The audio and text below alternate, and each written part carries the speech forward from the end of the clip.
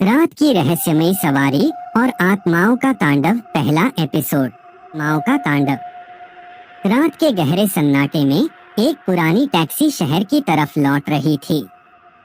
Driver, जिसका नाम राजू था, काफी देर से सड़क पर था।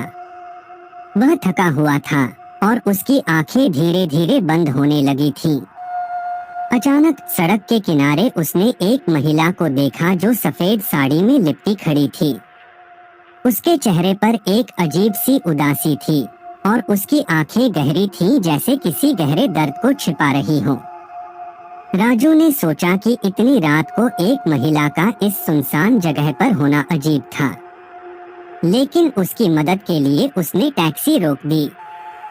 राजू ने खिड़की से झांकते हुए पूछा, कहाँ जाना है मैडम? महिला ने बिना कुछ कहे धीरे से टैक्सी में बैठने का इशारा किया।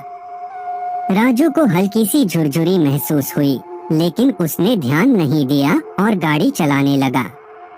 टैक्सी में एक अजीब सी ठंडक भर गई, जैसे अचानक से तापमान गिर गया हो। राजू ने शीशे में देखा तो पाया कि वह महिला उसकी ओर देख रही थी और उसकी आंखें बिल्कुल स्थिर थीं, न कोई पलक झपकाना, न कोई हाव भाव। जैसे जैसे वह गाड़ी चला रहा था, उसे एहसास हुआ कि वह अनजान रास्तों पर जा रहा है। वह अपने होश में वापस आने की कोशिश कर ही रहा था कि उसने देखा टैक्सी का मीटर अचानक रुक गया। उसकी घबराहट बढ़ गई। उसने शीशे में दोबारा देखा, पर इस बार वह महिला कहीं नजर नहीं आ रही थी। उसने घबराते हुए गाड़ी रोक दी और मुड़कर देखा, पर पीछे की सीट खाली थी। अचानक राजू की फोन की स्क्रीन जल उठी। स्क्रीन पर कुछ अजीब सी लिखावट में लिखा था, तुम्हें इस रास्ते पर कोई वापस नहीं ले जाएगा, यह सफर हमेशा के लिए है। राजू ने घबराकर फोन को बंद करने की कोशिश की, पर वह बंद नहीं हुआ। उसी समय उसने देखा कि सड़क के दोनों ओर कई छायाएं खड़ी हैं, सभी सफेद कपड़ों में लिपटी उसकी टैक्सी की ओर देख रही थी। उसका दिल तेजी से धड़क रहा था।